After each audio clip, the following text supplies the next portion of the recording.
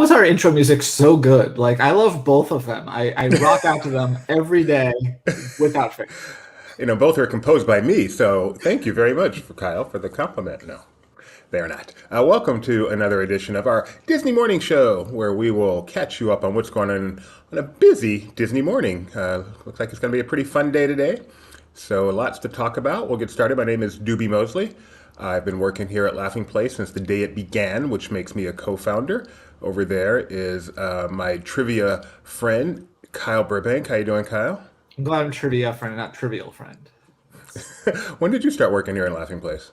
Uh, in an official capacity, I don't know. In an unofficial capacity, I don't really know either. I think probably 2015, maybe. Yeah. 2015? Okay, so you're coming up on your. According to Disney Trivia Live audience, you've been here almost 10 years. Yeah. Well, no, Hello. on the book at the thing. That might have been 20.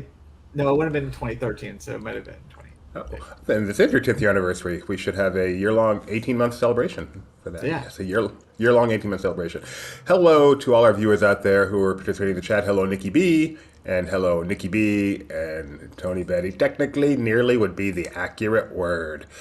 All right, we're going to start today as we start every day. And this is kind of more fun to start the day this way when the stock is teetering as it has been lately.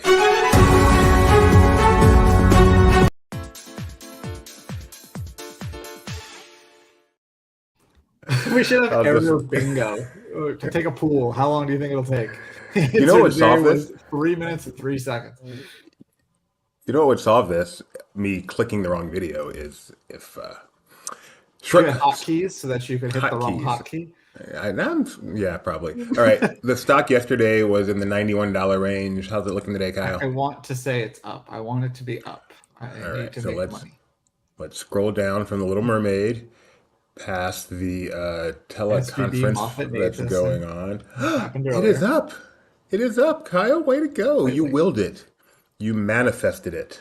Yeah, maybe I should do that more often. If only I had actual powers. And the next thing we have to do today is Ethan.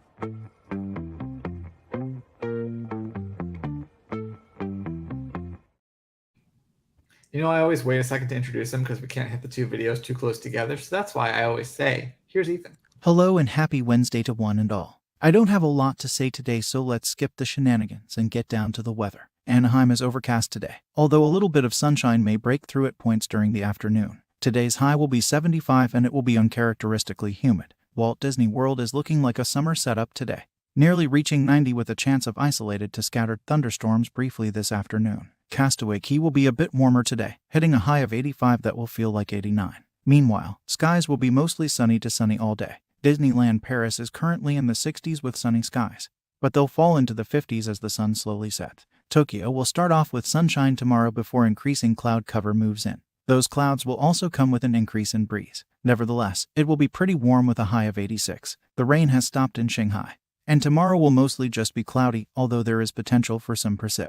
It will also be pretty breezy. I'm breezy. But it will reach a high of 78. Hong Kong will once again be hot and humid, with the 84-degree high really feeling like 94. And, even though you'll effectively be walking through soup, the UV index will still be extreme. That does not sound like fun. With that, another LP Disney weather report comes to a close. I hope you all have a fantastic Wednesday. I'm going to go catch some reruns of Murphy Brown. Did you know she was married to Indiana Jones? Don't look it up. I'm never wrong about these things. Bye for now.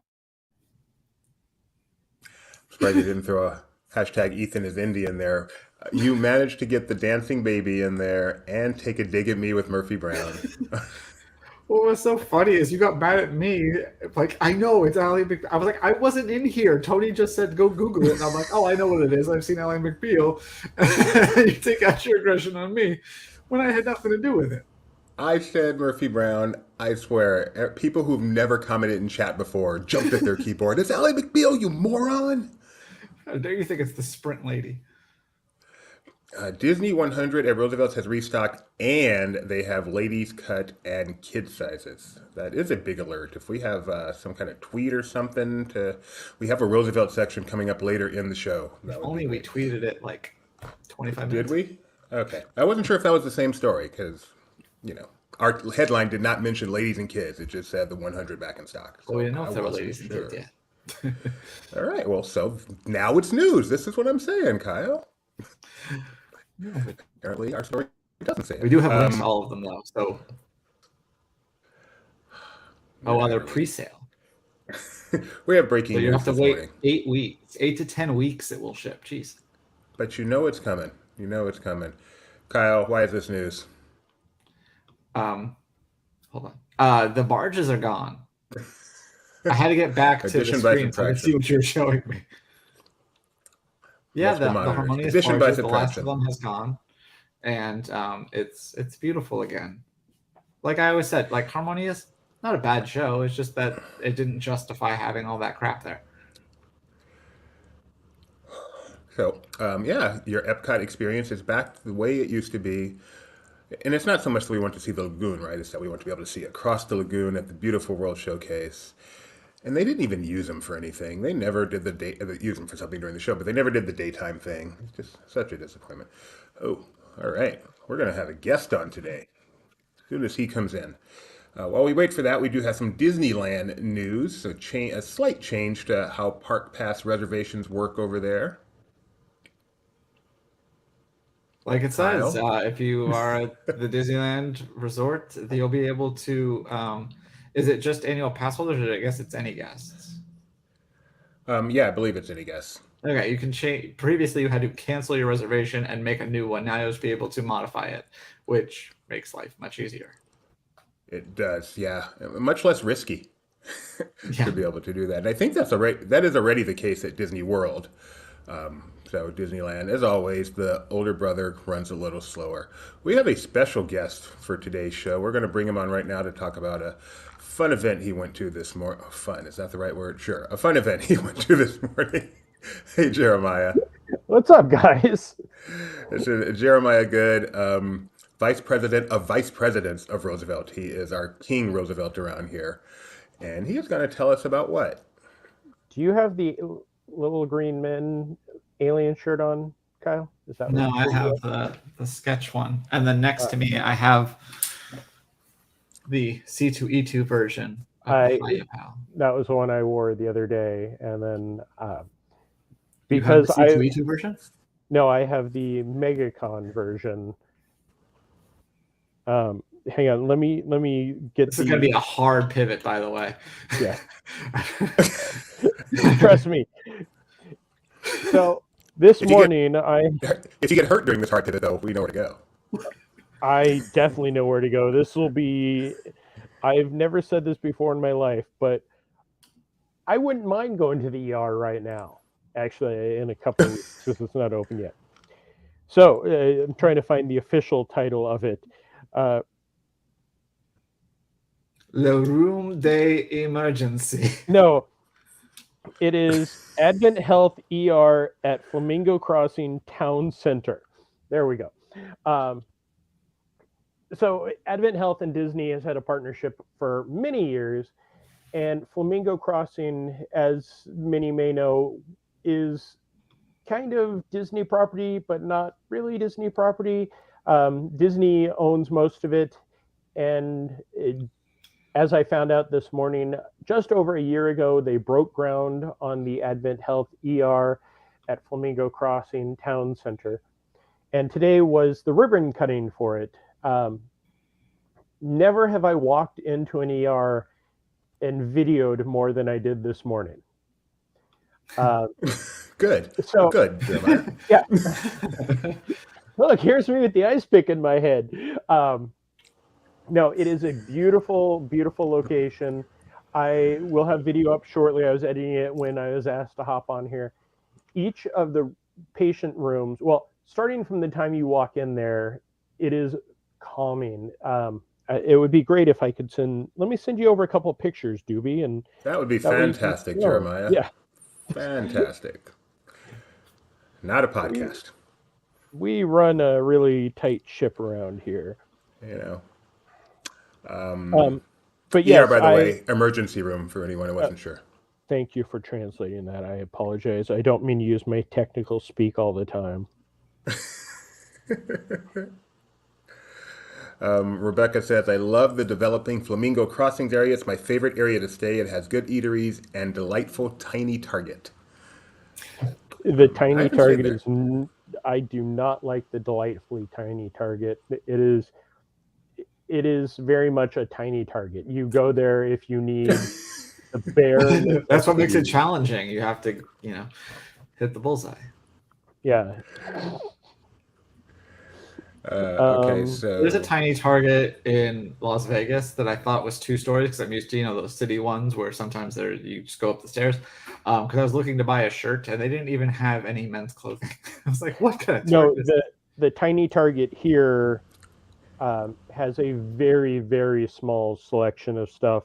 They have an okay uh, food area.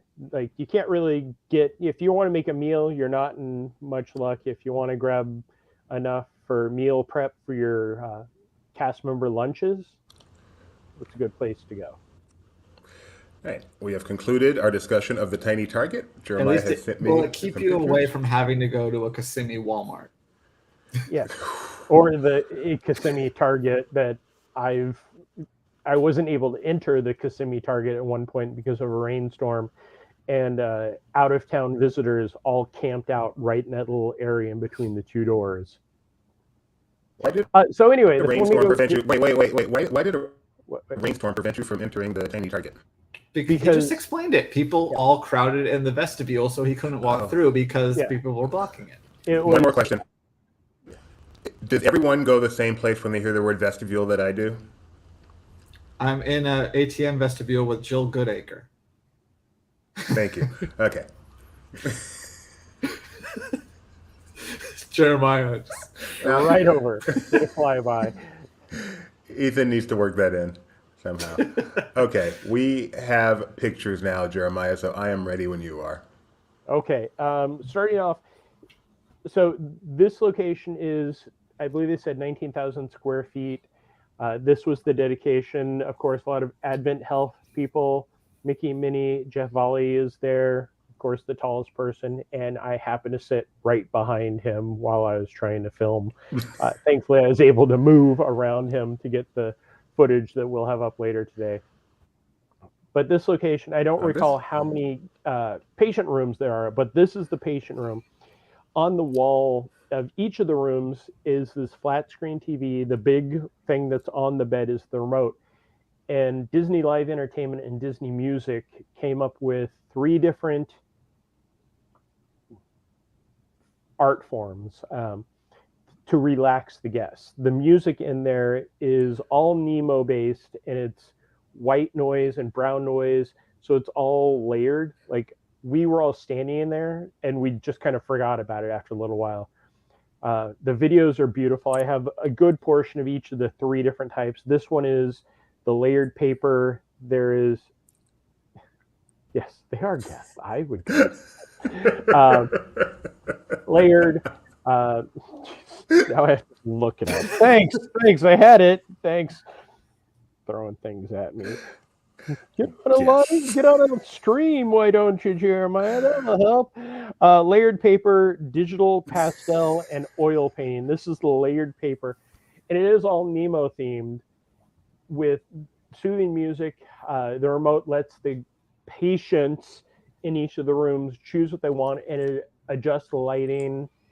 Very relaxing. We There were a few of us in the room, and I think we finally just stopped because people were gathered at the door to try to come in to film the other things. So that's all the patient rooms. Outside, there are murals. On one side is the EAC, and murals that are very reminiscent. Did I send you one of the pictures of the mural? I think I did. I'm getting there. I'm getting there. Sorry. Very reminiscent of the cruise line. I actually talked to one of the PR people of Disney, and they said, "Oh yeah, I feel like I'm on the cruise."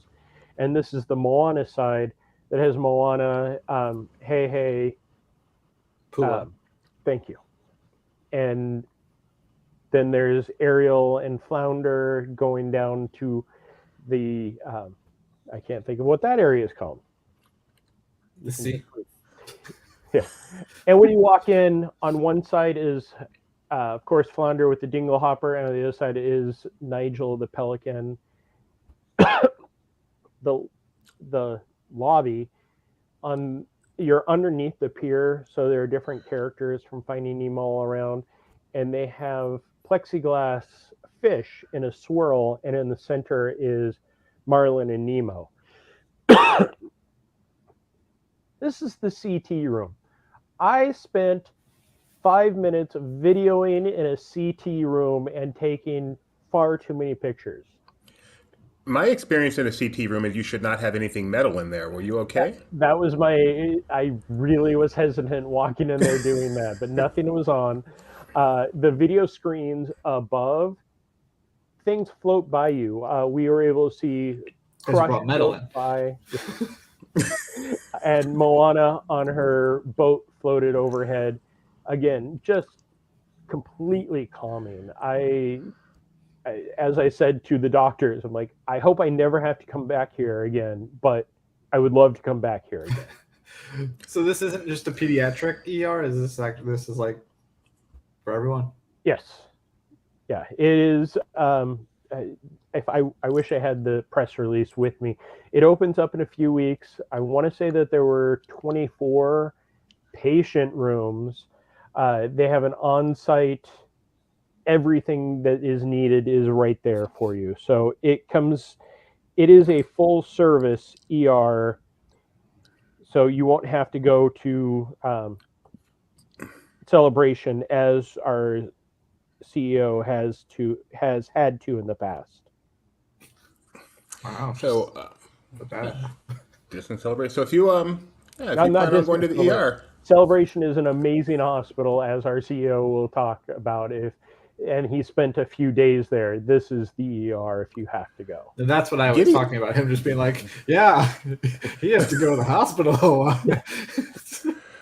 So Jeremiah, I'm sure you've been to Celebration as well. So if you have a choice on which emergency room to go to, are you now saying definitely head over to Advent Health? I would definitely head over to the Advent He's only Health going to travel within a few mile radius, so that if he gets to call the ambulance, they'll take him to the nearest one. I can cut down Bear Valley Road, and right there, I'm minutes away. Are you wanting to participate in this, Benji? I just think we need to have a disclaimer saying, please do not make medical decisions based on the theming of the medical establishment. Hey, if you could choose your ER, like the closest one. I mean, not to bring it down, but like I know people who like are excited to go to Celebration Health, even though that's not the right hospital for whatever is happening to them, and you go, you know, if you got to go, you might as well go with a smile on your face. Yeah, right? I mean, you know, if you're going because like you need something checked out and it's not life critical, obviously this is the right place to go. But keep in mind that this ER is not tied to a hospital. So if it's something where you're concerned, don't go out of your way. Do not go 30 minutes out of your way to get checked out at this ER. My leg broke next to Arnold Palmer. I'm heading down to Advent Health because they have the cool video screen. Right. It's almost like they should offer like guest passes so you can see that, like the Disney fans can really, see it. It was, and then they don't have to like there was a 3-hour wait at the ER, and it's all these people that just like are faking asthma attack.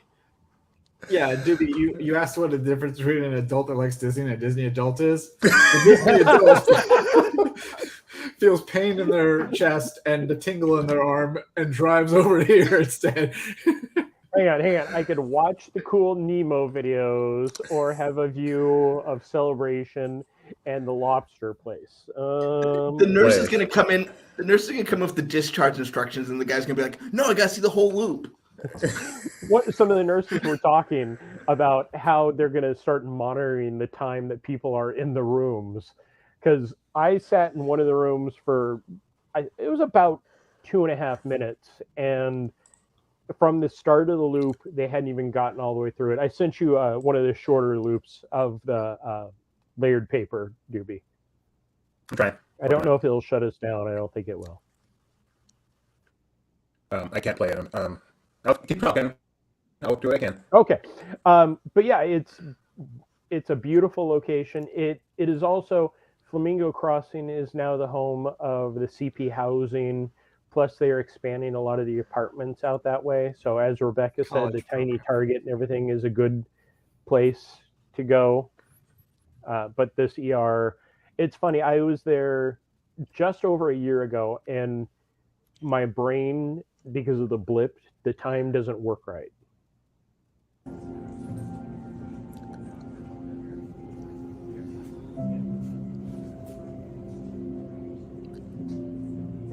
So basically, these loops are going to come to YouTube as part of their relax and study. Yeah. I already sent a message to some friends going, "Are we going to get this BGM at least?" I'm creeped out. So Jeremiah, here's what you got to do. You got to break an arm and get the full. Actually, going to have to break 2 arms and 1 leg to get all 3 full loops. No, you can change. So. So emergency rooms typically, they have a triage, and then you end up waiting for a while. Do they have some sort of a Fast Pass Plus or Genie Plus system here while you wait? I don't think so. There was here. Let me send you the I think door. the American healthcare system is all Genie Plus and individual lightning lane based. Kyle with the biting commentary. If you can zoom in on the photo that I just sent you, on the far right as you're looking at it, that's the information about the Genie Plus. Okay, I'm getting there. Don't wait for me. But yeah, they did the ribbon cutting. Then you won't remember it, Nikki. It's not a good plan. Yeah. Of course, it was a Disney event. They had Mark Daniels being the MC. Was he there? Yes. Okay, cool. I follow him on TikTok. He's a good tip. Is this what we're looking at? The facility treats all individuals regardless of their ability to pay? Yes. However, if you can pay, the average fee is $1,300. Yeah. It's a safe haven for newborns. That's good. Cool. Awesome. Yeah. Well, I am so excited. Means. You don't know what safe haven means? No, I do. I was just saying, that's good. I'm like, yeah, it's kind of good.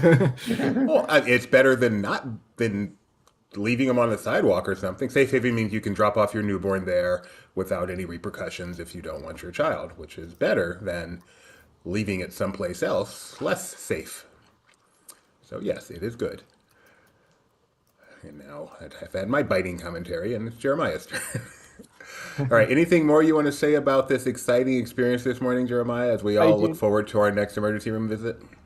I do not. Are you guys going to talk about Minion Land next? Why not? Since you're here, why don't you get us started? Just this morning, don't we have a breaking news? Yes, we do, Jeremiah. Thank you for producing the show.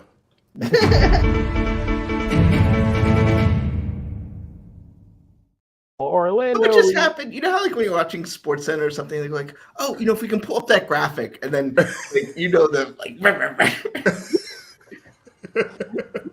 This is for posters, not things that they announced like an hour ago. Yeah, they literally announced this 1 hour ago, almost to the minute. Universal Orlando Resort reveals all new details about Minion Land, aka the entrance of the park. It is opening this summer at Universal Studios Hollywood. We have been watching this area grow since they closed Shrek 4D just about a year ago. Has it been that short a time? And then, of course, Monsters Cafe, a favorite of many Universal Orlando AP holders, closed. So that entire area, the attraction is called Illuminations Villain Con Minion Blast. Jeremiah, I have to introduce you to the Peanut Gallery whenever a simple misspeak ever occurs. Not Hollywood. Hollywood? No, this is Florida, of course. Jeremiah simply misspoke. Does anyone watch the show that doesn't work here? Nikki B. 11 people. Donna. If everybody chose 2 people to watch the show, the attraction that we've been waiting for the longest, the Villain Con Minion Blast. This is the definition as sent out by this, and this is really the first deep detail we've gotten of this attraction, and it's not that deep. Guests can put their villainous skills to the test in the VillainCon Minion Blast, an all-new attraction where guests compete against each other in a fully interactive gaming experience that's so much fun, it's a crime. So that is the definition of the attraction. And then afterwards, guests can access it into evil stuff where they can buy more stuff. So again, this attraction that we don't know much about, we know that much more about. But this is the highlight here, though. This giant pink building is what we're all going to be excited about. The Bake My Day. Yes. Topped with a massive pink cupcake that's visible anywhere in the land, the entrance to the park. Bake My Day is a whimsical retail location and bakery featuring a selection of Minion-themed sweet treats, including cupcakes, macaroons, s'mores, and mores. I added the S to that. Along with exclusive Minion-inspired merchandise like apparel, plush, drinkware, accessories, keychains, and more. The thing that I'm most excited about, and I don't even like popcorn, is Papanana, banana-flavored popcorn. I will try that. All right, so this is Minion. Did they give us some dates for this? Summer. Oh, soon. Summer. Summer's like next month. Yeah. What are you talking about? It's summer. As far as I've heard, and I'm sure some of our peanut gallery can weigh in, the attraction has been done for a little while. It's mostly what used to be the Monsters Cafe is split into the Minions Cafe, the Bake My Day, the Papanana, the Freeze Ray Pops, and the Illumination Theater, which will be where the meet and greets are. Cool. Well, that's what makes you our East Coast guy, Jeremiah, being so on top of that, ready to talk about it, even though you came here to talk about a serious matter like an emergency room, easily over to pop on over to some Minions talk. That was very impressive. Jeremiah, do you want to give us your thoughts on the state of the Epcot Lagoon this morning? Wait, did something change? I was just there yesterday, and yeah, all the barges are gone. Wait, both of them were still there yesterday. Like, oh, so this wasn't your tweet?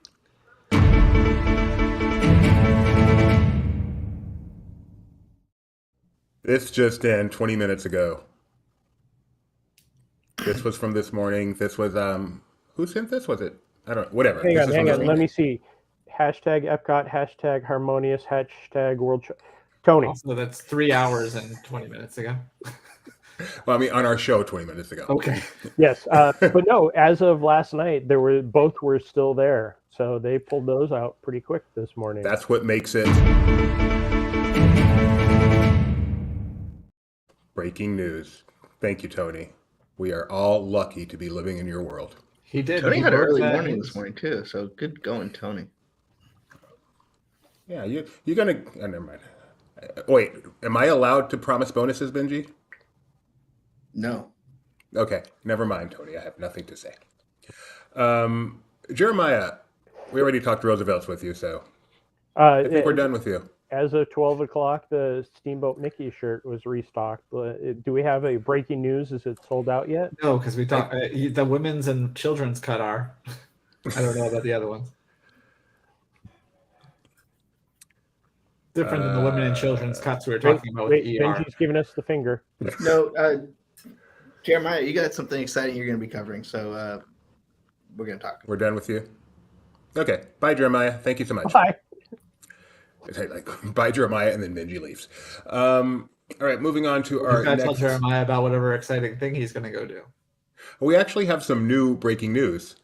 And this is like real breaking news, so guess what? A poster? It's not a poster. Okay.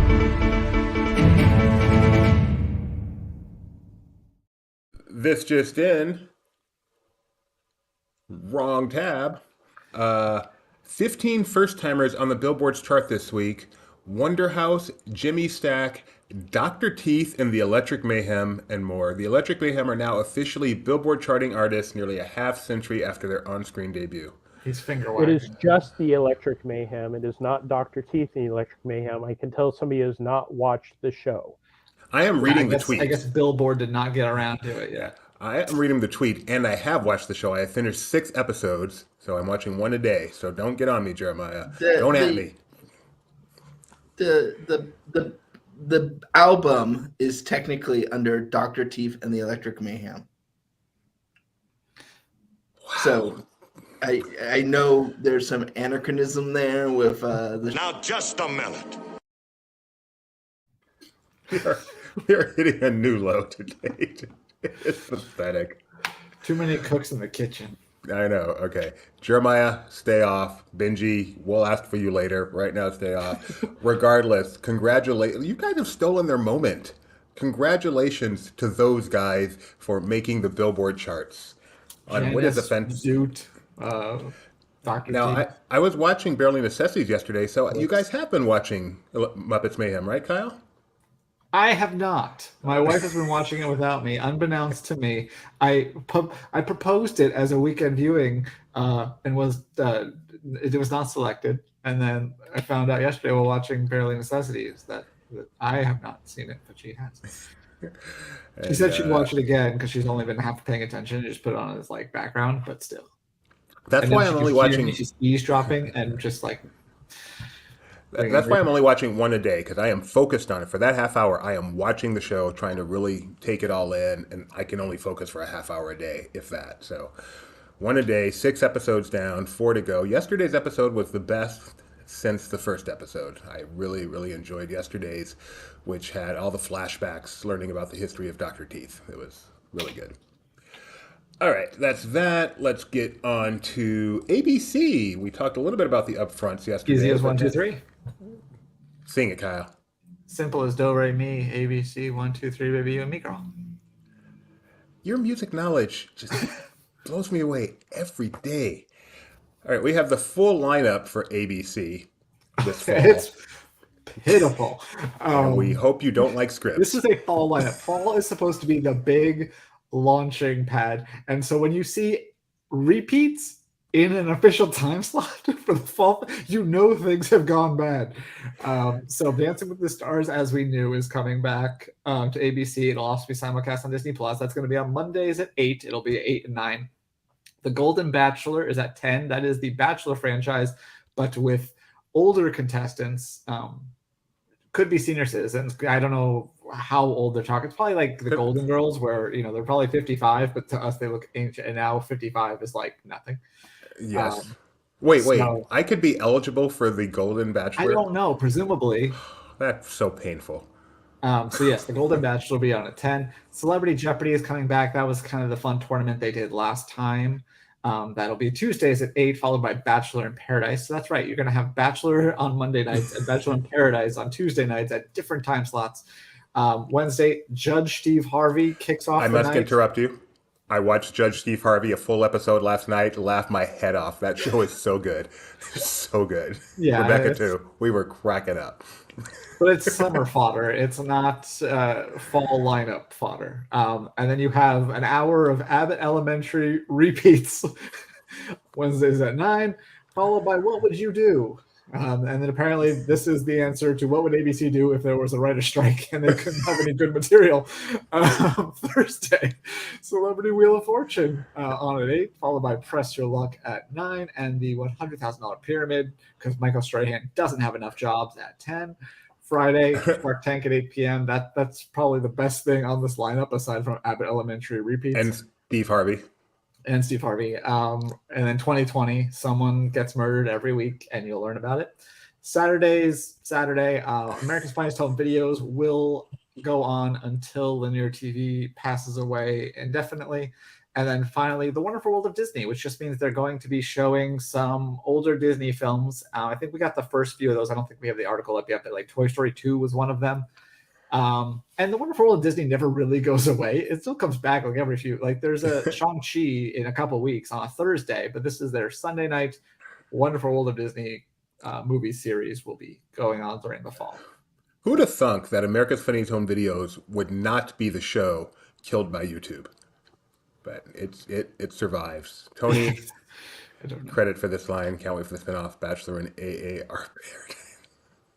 Did you know that you don't actually have to be 50 to join AARP? There's discounts and benefits for people of all ages. And this is why linear TV I needs have to my die. card someplace. What do you have to say about that? Is this basically the networks waving the white flag, saying we'll give you all the money you need? I mean, I think this is a joke in that, like, whatever happened, like, this isn't going to be what actually airs when things happen, right? Like, they're going to have the strike could end and they will have shows on, or they could have specials on. There will be more sports presumably on. This is just to say they had announced a schedule.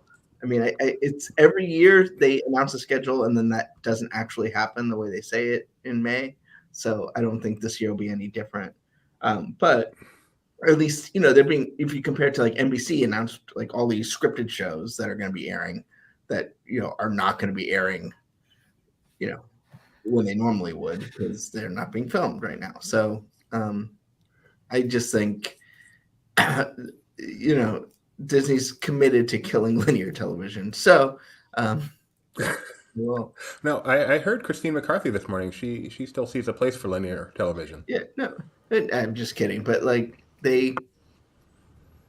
I think you're gonna see them lean into live a lot more. So maybe they'll be dancing with the Stars specials. You might see even more Monday Night Football or whatever happens on ABC or. I don't know. The Major League Baseball playoffs will probably be on ABC prime time. That wild card series that they have rights to. So, and yeah, from what I heard, like the upfronts, it started off with like an hour and something of ESPN, where they just apparently brought out sports stars to talk to them for sometimes no reason, just to be like, so you play sports, people like sports, yeah. You play for a college sport, yes. People watch that college sports game, yes, they did. All right, thanks, bye. That's just from what I heard. So yeah, definitely just not even talking about ABC and all that. Yeah, and it'll be, and also too, if the writer strike ends, you may see more stuff that's written but fast to produce sooner. So, like Jimmy Kimmel specials and stuff like that, just to kind of get the ball rolling. But yeah, I mean, if you look at, part of the reason I think that they did this was to show that they can have a schedule without, worrying. So, obviously they have Saturday Night Football, which is what they would have anyway, but they have Dancing with the Stars. They have What Would You Do 2020. They got the news presence. They have, some unscripted stuff, some obviously Wheel of Fortune, Jeopardy are known brands and other game shows. So. Yeah. And bring on Jon Favreau for a very special UFC on BBC. This could actually increase the business over at Advent, the new Advent ER we've been talking about. I have a question for you, Benji. When the show is on strike like this, do the actors get paid? Does their contract say they get paid even if the episodes don't happen? No, they don't get paid. Well, so if like right now they are trying to still work, if they show up and they can't move forward because there's a picket line, they still get paid, but that won't, that's just for the last couple weeks of the season. Moving ahead, they will, they just won't start. There's also you're starting to end into the force majeure realm where they can basically say, unprecedented times, we're canceling your deals, or pausing your deals. That's already started, especially with producers. Really? So, yeah, I mean, and what really hurts is who doesn't get paid is like the makeup guy, the stagehand. Sure. I mean, not saying actors shouldn't get compensated, but they're not. No. The gaffer is the one. Right. Everyone's suffering, but the gaffer is the guy who's really like, this was my job, and now I literally have no job. Right. And did not make $1 million to get here. So. Which because it's interesting too, because Dancing with the Stars is on the schedule, but we've seen people not want to cross the picket lines. And so, will the Stars, I mean, can that show still go on even if it's unscripted? It's live. I mean, it's one thing about Judge Steve Harvey, they shut it down for a day, they just film it the next day or whatever, right? But like a live show like that, is it reasonable to think it will still be able to be produced? It's exciting times. You mentioned ESPN a minute ago, so let's go ahead and give our big ESPN story from yesterday. At least in my world, it's the big ESPN story. Benji, and you're a big sports fan too, what sports figure would you think would be perhaps one of the most lucrative post-sports career talk show hosts of all? I think you would be thinking of a certain punter, wouldn't you? Yeah, Pat McAfee. I mean, because you really want that punter perspective on things. He makes more money every month now than he probably did his whole career as a punter with the Pat McAfee show, which is just humongous all on its own on YouTube. He used to be an ESPN guy as just one of their talking heads. Still is an ESPN guy. He True. Yes, he comes on, which is nice. That's not always when people kind of leave ESPN and have a good relationship. So it's nice to see them still talk about him all the time. You don't hear Dan Le Batard's name too often on ESPN anymore, but he's coming back home, right? Yeah, they're going to be bringing the Pat McAfee show to ESPN, ESPN Plus, and YouTube. So it's still going to stay on YouTube, which is interesting. The Deuce. And you know, I was thinking a lot. I thought more about this than I probably should have. But like, you know, ESPN's moving away from. So there's two kinds of viewers. There's the guy that just has ESPN on in the background because he's a sports fan, or a sports bar, prime time, right?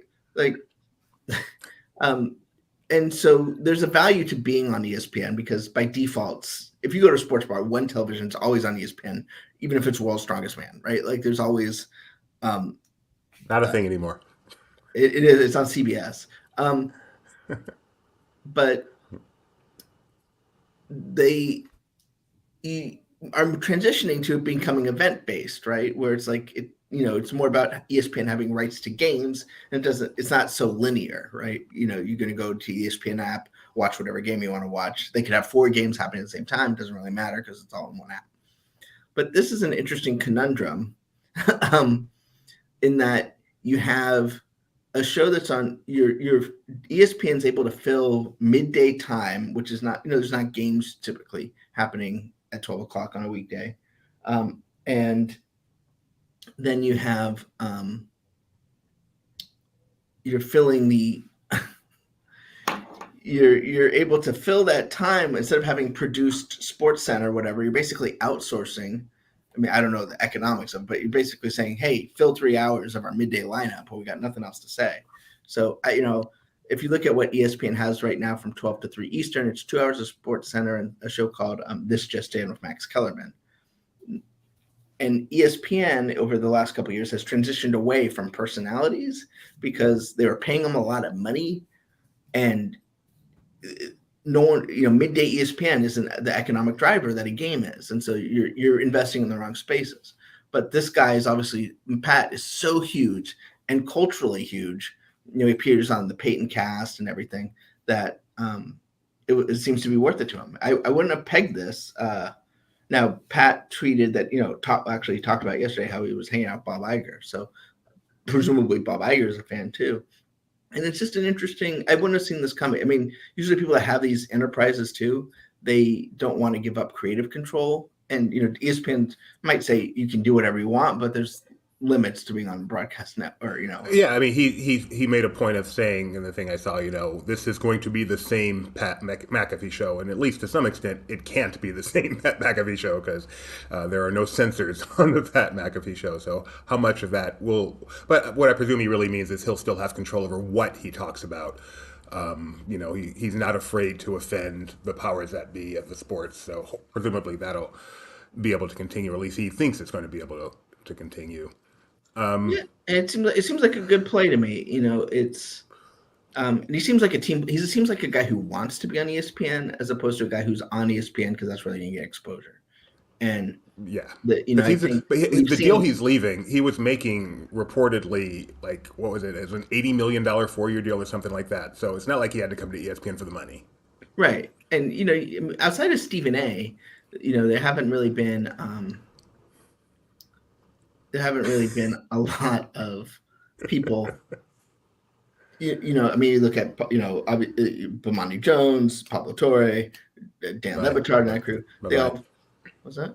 I'm waving bye-bye to all those people. Yeah. They all left because, they were getting paid, ESPN's belt tightening. I mean, and then they're not really as valuable. The talking heads, the hot take artists are not, they don't have the value they had, 5 years ago. Right. So it's interesting to see, and I'm not too familiar with his show, but that there's something that is different than, High Noon with Bomani Jones and Parlatore, or even, Tony Kornheiser. There's something special that really draw them, that was willing to pay them as much as they're presumably getting paid. Yeah. I was just, sorry, continue. I have to look something up. But the other thing, speaking of ESPN. Okay, sorry, I found what I wanted. So just so people have some comparison, he's on right now. He's going against us. So good luck to him. But on YouTube right now, he's got 43,000 people watching him on YouTube live. So that's kind of the scope of Pat McAfee. He's big. All right, go on. Yeah, no, he's almost as we got what, 10 viewers, so McCarthy, anything you want to say about her this morning, what she's been talking about? So this is their sort of annual. So it was her and Rita Farrow from who runs advertising. They do this every year after the upfront at the Silicon Valley Bank conference. So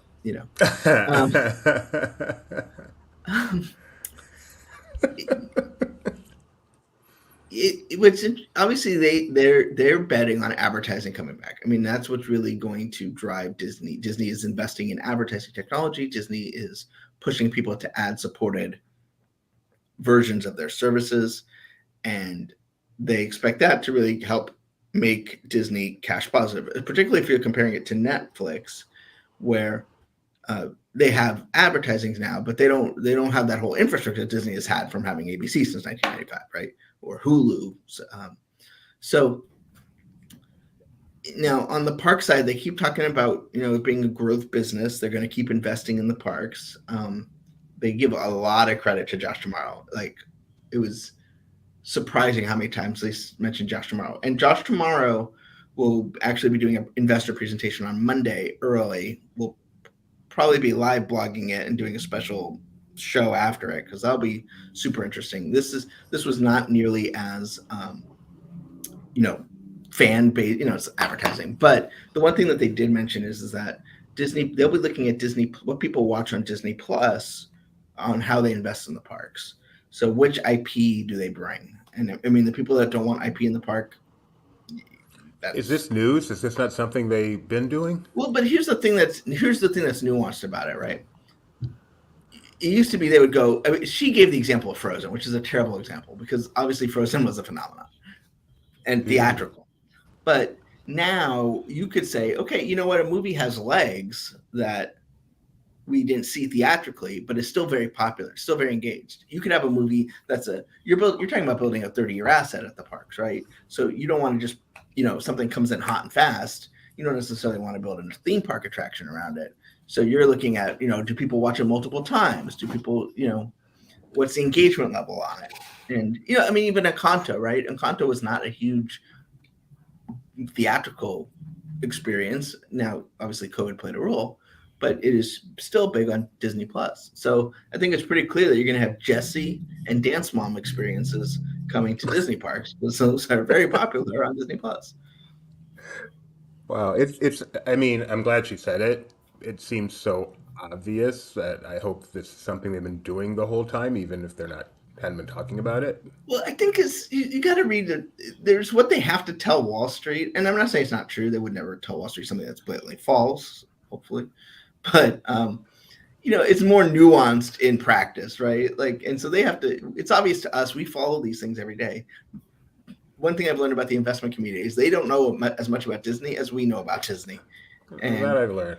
Yeah, and so sometimes they got to say, like, well, duh. Like they talked about, like, well, where's the revenue? They said they're not going to be increasing prices as much. The target is basically whatever inflation is. So how are you going to grow the parks? Once she talks about, well, food, people now Instagram your food. You won't believe it, but people do. And I'm like, I believe it. No, I understand. I understand. One thing I always presume about big companies, and maybe I'm idiot, that they know information is out there and therefore use that information to drive what they do. For example, I used to always, when we had the discussion boards two decades ago, and people are like, do you think Disney reads your boards? And I'm like, Disney would be stupid not to read our boards. Why would you not want to get all the information you can? I'm not saying you do exactly what it says, but your goal is to get the information and then figure out how to process it. So I'm always presuming that whatever info is out there, especially their own info, like what people are watching on Disney Plus, they are processing it. Sure, I think they are on Disney Plus. I mean, I think something like the message board. I think that's a differentiator between someone who succeeds at Disney and someone who, just kind of muddles along, because it's not like there's a corporate sort of data, like guest feed. I mean, they have those surveys and things, but it comes down to like actually talking to guests or learning what guests feel. That's when it comes down to an individual executive just needs to really get out there and listen. And because especially, I mean, you've seen that difference. You've seen that difference. I mean, look how Bob Chapek managed the parks business. Look how Josh Damar managed the park business. Yeah. And especially with a company like Disney, the info is out there. Everyone is giving their opinion, giving their content, whether they're an influencer, whatever. Right. The info is out there to be gotten. Well, the other thing too is you also got to listen to when the info is garbage, right? Sometimes there's an outlier, or sometimes the guest just has the wrong perspective. Just because a guest feels some way about something doesn't mean you should listen, because the loudest voices on the internet aren't necessarily them. Right. And that's where to me, that's where the intelligence comes in. The base is you get the information. The intelligence is how do you process the information? Yeah, and you're presuming people have intelligence. No, I'm definitely not. But I am presuming they at least get the information, which maybe they're not even smart enough for that. Well, and I mean, the other thing to remember too is this was done in sort of an advertising sheen over it, and so that's where what advertisers want is to know as much about the guest as possible, or the viewer as possible, or the patient. And they. So what are the ad rates going for? So they're trying to show, like, yes, we have all this data. We know what diseases these people have, right? Like, because I got to tell you, when I turn on Hulu, I get a lot of medication ads for diseases I don't have. So, I mean, maybe they know more about you than even you know with all the AI and stuff. They're taking an educated guess, really. Okay.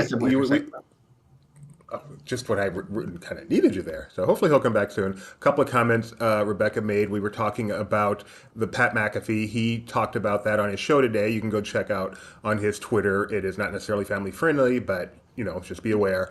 But he described it as the suit Super Bowl. I guess his discussions with Iger and all that. He did put on a sports jacket over his tank top.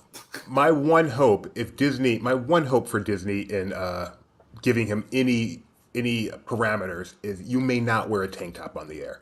You have to have at least come down to here. I turn on that show, I see him in a tank top, I turn it off. I just can't handle. All right, we're going to... Can I share one thing that I thought was interesting from the McCarthy thing? Sure. She met during the earnings call, obviously Iger mentioned that they're going to be adding the Hulu tile to Disney Plus later this year. And she said it won't have all of the Hulu content, but it'll have a lot of it, which I was like, well, that sounds like Disney. That sounds like something Disney would do. So I was thinking about it, and my theory is that maybe because like now you have Hulu stuff, you have like Fox network shows that aren't produced by Disney. So I wonder if maybe that's the sort of thing that you won't be able to get via the Hulu tab or tile rather on Disney Plus, whereas you can get all the Disney produced content or something like that. But that was the first time we'd heard of that, obviously, because the concept itself was just introduced a few days earlier. But that was like, oh, of course, this isn't going to work the way people actually want. It's still not going to be as easy as they make it. Ben, the lawsuit. So there has been a shareholder lawsuit filed by a pension fund, I believe, although they're trying to turn it class action, claiming that Bob Chapek, Christine McCarthy, and Kareem Daniels were intentionally misleading investors. Can you talk a little bit more about that? Yeah, so there was, I don't think they ever came out and said this, but there was reporting that Disney was airing things on other, like, for example, Mysterious Bending Society debuted on Disney Channel. and then on Disney Plus to hide the losses at Disney Plus. Now Disney still does this. It's just called shared amortization of costs. I don't know. I can't speak to the exact validity of the. I'm not a lawyer, but I don't. My concern would be if I was the plaintiff, would be like, well, you can tell if they're not hiding where the show is airing, so where it's airing. Now I don't know how much of that they did, and they never came out and sort of publicly acknowledged it if it was even happening, because it was sort of in the report. It was kind of like Bob Iger wanted to do this, and Christine McCarthy kind of pushed back. So I don't know how it was accounted for. I don't know if they do. So maybe they're looking at during the sort of what do you call it? Discovery process. Maybe we'll get more information. But these sort of shareholder lawsuits are not uncommon. Usually done just to sort of be a thorn in someone's side. Viacom had one. They just settled regarding the integration of CBS. But I don't think this is the most important lawsuit to Disney at this point. Which speaks to a lot of stuff going on. Deadline agrees with you, saying these things are common, but they did say at least in their opinion, this one's a little different in that it calls out specific high-profile executives and pertains to the newsworthy streaming losses of Disney. So obviously, we'll be covering this lawsuit just like we're covering the other lawsuit that Benji so subtly alluded to here on LP, and see if it goes anywhere. All right, Ben, I think you are free. I got some breaking news for you. Unless you have breaking news. Is this real breaking news? I don't know how you define this. What do you got? So Disney on Ice pre-sale begins today, and we have an exclusive, well, I shouldn't say exclusive code. We have a code for our viewers to buy tickets ahead of the general public on May 23rd. So if they put in the pre-sale code DSKATE, which is me realizing it's D-skate, but after I said the K, you enter that and you will be able to buy tickets to the new Disney on Ice show, the unnamed Disney on Ice show. Is it a discount code or just a pre-sale code? It is a pre-sale code. Is it unnamed, or is that what it's called? This just says Disney on Ice. It's weird. I know, because when you look on the ticket thing, it says, it has the other ones that says Disney on Ice. So I figured this is so important and so good, they're just calling it Disney on Ice. Yeah, I wonder if they're just kind of like, that's what it's kind of like the circus has transitioned. You don't go like, oh, I'm going to go see Joe. It's just Ringling Brothers. I wonder if this is just the way it's going to be. You're going to go see Disney on Ice, and it's going to be whatever it's going to be. I can't wait to see Cirque du Soleil, whichever one of the 20 different. It's the same thing with a different theme, so they might as well do that and make a top line show. There was some really exciting Indiana Jones news yesterday, and that is that Young Indiana Jones TV series, as well as the Indiana Jones film series, are all coming to Disney Plus later this month. May 31st will be the day that all of that will be available. So yeah, and additionally, on top of that, they also teased that Disney Plus subscribers will have access to Indiana Jones merchandise on Shop Disney, special Indiana Jones merchandise on Shop Disney. So Disney apparently has realized that the jewel of Lucasfilm is Indiana Jones, and they're going all in on that after their inability to do anything with that Star Wars brand.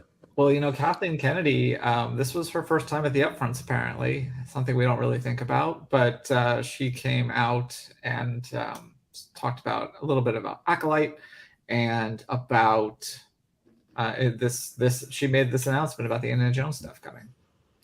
That's really exciting. Yeah, I mean, it belongs on Disney Plus. It's Disney. It's nice to see that coming home to Disney Plus. The Spider-Man stuff coming home to Disney Plus. Even as we hear stuff will be leaving Disney Plus, it's still nice to see all this coming home. And then you are the Marvel guy on this show, Kyle. Yeah, so they made 2 updates about some Disney Plus Marvel series coming up. Loki will it'll kick off October, what's the date? Loki is October 6th. October 6th, and that will be a normal release, which, by the way, that's a Friday, so apparently Fridays are the new Friday again. And so Loki will kick off that. And then Echo, what they're going to do is they're going to do all episodes available November 29th. So as Max told me, I guess I'm watching like 8 hours of television on November 29th. I would love to know the reasoning, the decision-making process. We have these 2 new Marvel, well, one's a returning, but 2 Marvel series. We're going to do this one weekly, and we're going to dump this one all at once. Apparently, Benji has some thoughts. I think they didn't want to step on Loki's toes because it's sort of more important, and they wanted to get it all amortized before the end of the calendar year. That is so reasonable and so corporate. I mean, it's almost like they're trying to, manage the balance sheet and their losses. Well, why does the calendar year matter if it's a matter of fiscal? Well, because I think you want to get it done in the quarter, so you get it all in the Q. So it wasn't going to be there first by quarter, not the So I thought Guess came first at Disney. Apparently, I'm wrong. Okay. Well, maybe with Echo, you can watch all of them at once, but then you just watch them all again later. We already talked about the Disney 100 Roosevelts. There are also some Indiana Jones Roosevelts. We briefly mentioned that yesterday. Barely Necessities went really in depth on them. So you can watch that on our YouTube channel. So we won't go into it again here. So I think that leaves just one thing. It's 10 o'clock. Let's check that real quick. And then that leaves just one thing. 10 o'clock is a big thing here. Lots of stuff drops right on the top of the hour. So we always check our Twitter at that point. See if anything happened. Oh, we have a new trailer. I did want to show that. So this is a trailer for The Creator. And a poster. Was there a poster too? There's in the link that I sent you, there's a poster. Okay. Let me go get that link again. I sent you, Sorry. Posters are more important than trailers around here, as all our regulars know. Yep, there's a poster. Open image, a new tab. All right, guys. You ready?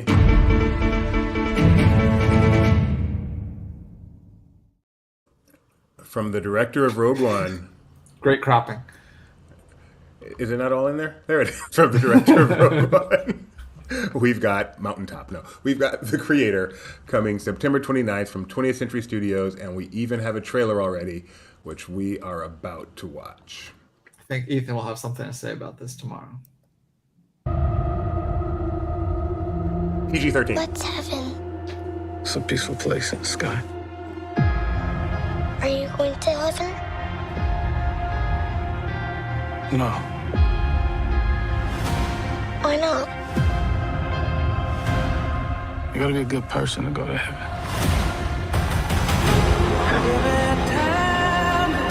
10 years ago today, the artificial intelligence created to protect us detonated a nuclear warhead in Los Angeles.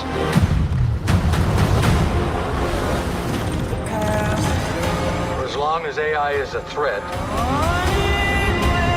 we will never stop hunting them. This is a fight for our very existence. Whatever's in there, they're sure worried about someone getting in. Yeah, they're getting out.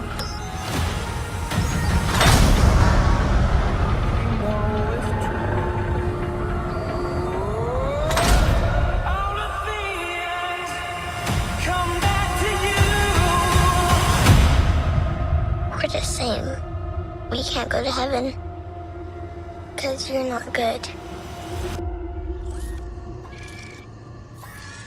And I'm not a person. Did you locate the weapon? Yeah, it's a kid. Seatbelts. What do you want with the child?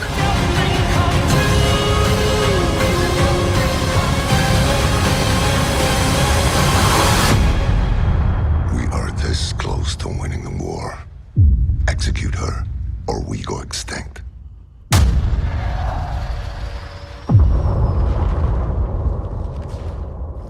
They're coming to get me.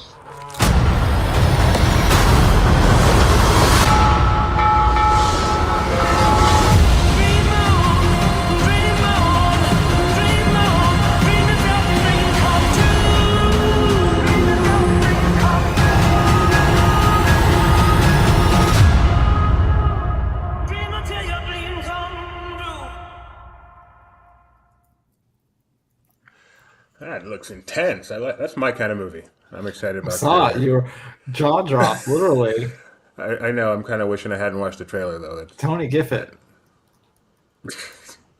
That was cool looking. The creator coming from 20th Century. A theatrical experience. Don't wait for streaming, apparently. That is meant to be seen in theaters. All right. I think. Oh, yeah. We had some other breaking news from the Walt Disney Museum.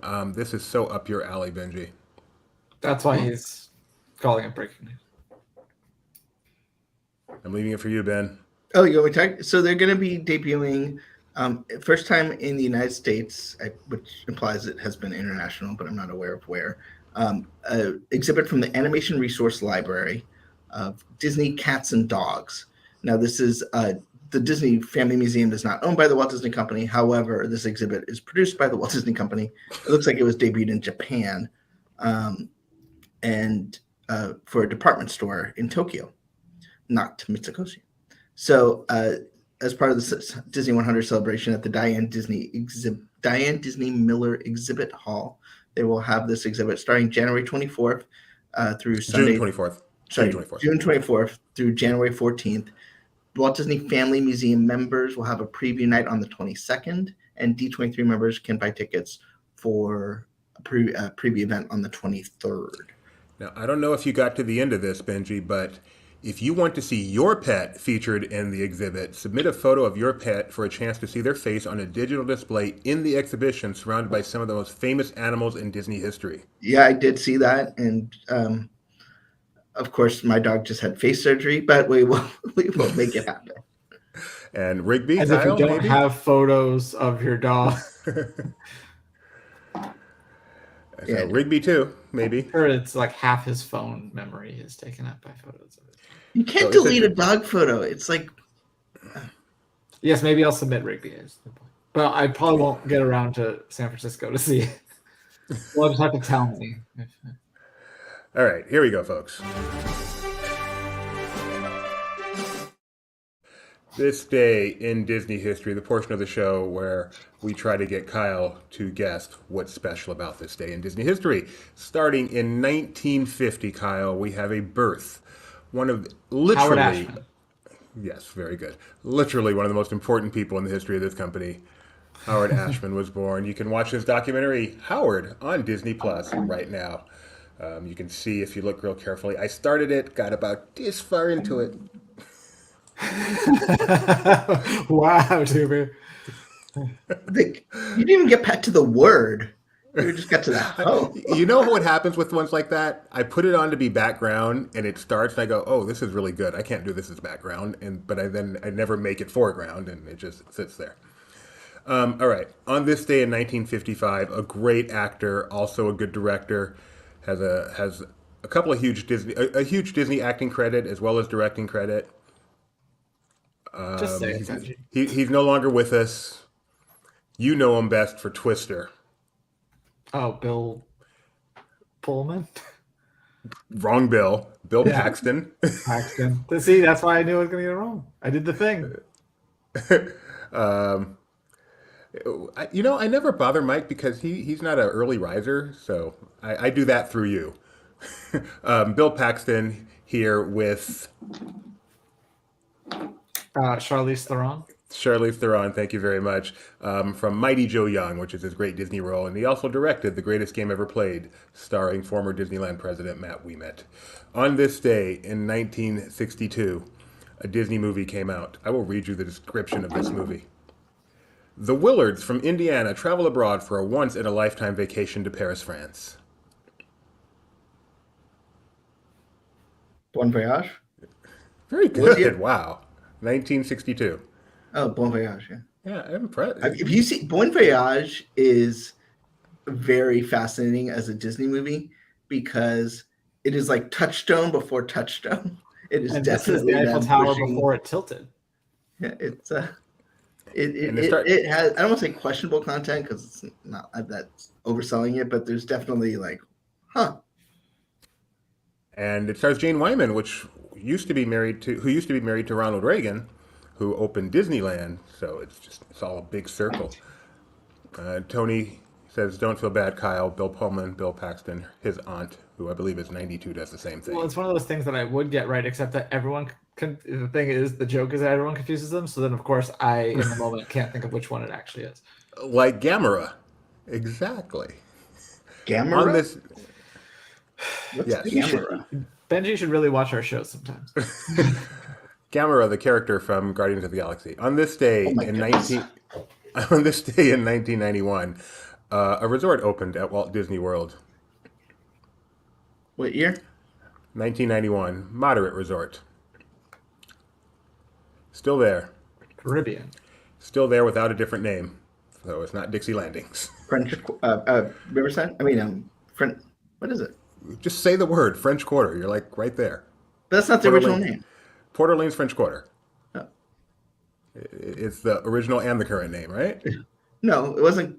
There was no French Quarter. You're right. It was just Port Orleans. I'm sorry. It's not. My bad. Yeah, yesterday I even mentioned how he's in an episode of Godzilla, or she rather. Port Orleans French Quarter with the coolest looking slide. It's not actually that much fun to ride, but it looks really cool. Opened on this day in 1991. That's supposed to be like New Orleans? Yep. Not the slide necessarily, but the rest of it. Very much like New Orleans, actually. Okay, on this day in 2004, the first phase of another Disney resort opened. I'll give you a hint on this one. While it's a new name and completely redone, it really took over buildings from a different Disney resort. What year? 2004. Oh, is it? No, that would be too early. Just say it, Kyle. Take a guess. There's no penalty for guessing. No, because I don't think I'm right. I think that's way too early. Oh, so is it? It's a Disney resort, but it took over. Oh, is it Saratoga? It is Saratoga Springs. That is accurate. Formerly the Disney Institute, and then redone as Saratoga Springs. Formerly the Villas. Although I will say they're different buildings. Right. This one is. Yeah, I was going to say Art of Animation because it took over what was going to be another pomp. Yeah. Right. Yeah. All right. On this day in 2009, this one's a little different. An event occurred that was a first for this person, for this person, but you're guessing the event, not the person. Miley Cyrus's 16th birthday. He has since done things like this probably thousands of times, but this was his very first. How do you know? You know what? I'm just going to give it to you. This one's a little tricky. This was Gideon's first ever ride. He went on It's a Small World on this day in 2009. Oh. Exactly 3 months old, and this is a picture from that ride. So he is now 14 and has ridden many things. Although rarely It's a Small World, because he's smart. Okay, finally, on this day in 2013, Hong Kong Disneyland, what happened? On this day in 2013? Yes. Is that they opened the back three lands? But they did them one at a time, right? Yes. So this is like one. Toy Story first? No, well, maybe, but not this one. The other one. Mystic Point. Mystic Point and Mystic Manor opened on this day in 2013. Did I get the year right? Yes, 2013. So, fun fact, of every Disney ride I have never been on, this is the one I most want to go on. Or maybe it's now a second. Overrated. Maybe now it's second now that Beauty and the Beast. I don't think it's overrated. I think it's perfectly rated. I like it, but people. I want to do this right. Well, I mean, it's a little different now because like trackless ride systems are in the domestic parks and they weren't at the time.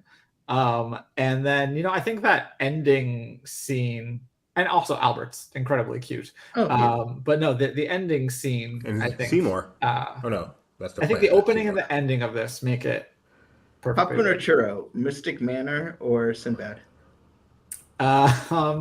It technologically, I think Mystic, but which one do I enjoy doing more? Sinbad. Have either one of you done the new Beauty and the Beast in, what is it, Tokyo? No. Yeah, that's the one I think has replaced this as the ride I most want to do. That looks just so incredibly amazing. All right, before we say goodbye today, we have one more guest that's going to join us. getting him out of bed early. Mike, this is Mike Celestino. He is the vice president in charge of West Coast theme parks, Star Wars, Lego, Muppet, and anything else no one else really wants to do. How you doing this morning, Mike? I'm doing well, and boy, recovering from a fun evening last night at the Scum and Villainy Cantina in Hollywood. Is that your code word for saying you have a hangover? I only had 2 blue milks. It's not Capone's. Have we posted this yet? It was an open bar. No, I'm writing it up as we speak. But, okay, then I will stop looking for it, and you can just tell us. Tweets. Why don't you just tell us about what you did? So I went to a launch event last night for this game. It's called Star Wars Rivals. It's made by Funko Games, and it's a miniatures game where you can, well, there's like a base set, which is this, and then this comes with 4 characters: Luke, Commander Cody, Darth Vader, Asajj Ventress. But then you can get like booster packs that expand the game to all these different characters, and it's kind of a one-on-one battle for different locations in the Star Wars galaxy. I played it for several hours last night. It was a lot of fun, and it was great to be there for the launch. Okay. I was looking for your tweets under Laughing Place. Silly me. Who's the boss? No, there's one on Laughing Place. There's one on Laughing Place, yes. Yeah, yeah. But so there we go. This is the event you're at. Yeah, there's me. This is where they film Fat Man on Batman. Or did. This one of your blue milks? Yeah, there's a blue milk that I had last night. How did it compare to Virginia an article? Oh, it's much more alcoholic. I was also saying you picked interesting lighting for the blue milk. That's their lighting, not mine. And there's Talking Bay 94, a fellow Star Wars podcaster, and that's the game. Oh, what's your impression of it? It's fun. Not the kind of game that I play ordinarily, but it is more of a beginner's type miniatures game, I would say. And I should show your LP tweet because that showed off some other aspects. So let's get that real quick, and then we will that was more professional. We don't require professional here at Laughing Place. You can always tweet from LP. Benji begs to differ. I mean, we prefer it, but we don't require it. Yeah, so this is the display. I think that's all the characters that are available right now, and the cards that help you enhance their abilities. And then I was confused by the theming because it's ostensibly a Star Wars bar, but then they had this holodeck display from Star Trek Next Generation. Did they know that it wasn't that holodeck? No, I kind of caught on that it's supposed to be all sorts of different like geeky theming. It's like yeah, it's like 80% Star Wars, and then others. There's like a Slytherin flag hanging in the corner, and yeah, Twiggy was there. Yeah. Alf. Twiggy. What's it like at an event like this? Smaller than Star Wars Celebration, where there's 1 million people. A smaller event with just a bunch of people as geeky as you. It was like, so half the people there were geeky as me, and then half were like cool influencers. So I sort of fit in with, even at something like that, I got divided into my, the nerd section, sitting at the nerd table at a Star Wars event, and then there were like cool tables with attractive people. Did anyone mention your hair? No one mentioned my hair, but last night when I got home, we were watching something on YouTube, and my wife said about this guy on YouTube, he needs to cut his hair. And I turned to her and I was like, my hair is longer than that. And she was like, no, but I like your hair, and his hair is too, I don't know. It needs to be, yeah. Your wife likes this experiment of yours? I guess. Yeah, she said. I got to take her at her word. Are you sure you're going to cut it then? We'll see in 2 months. Oh, that's exciting now. Cool. We might get like... Just don't ever man bun it, please. That will get you... That's a bridge too far for everyone. For everyone. All right. Thanks, Mike. Finish your siesta and then get the work done. Thanks, Mike. All right. Don't go anywhere. Finish, but don't go anywhere. All right. We're going to say goodbye to Mike. Sorry. We're going to say goodbye to Ben. We're going to say goodbye to you. Thanks for joining us this morning. We'll be back tomorrow morning at 9 a.m. I don't think we have any other shows today, do we? Is there a Who's the Boss today? No. All right. We'll be back tomorrow morning, 9 a.m. Pacific time, to do this all over again. Until then, au revoir.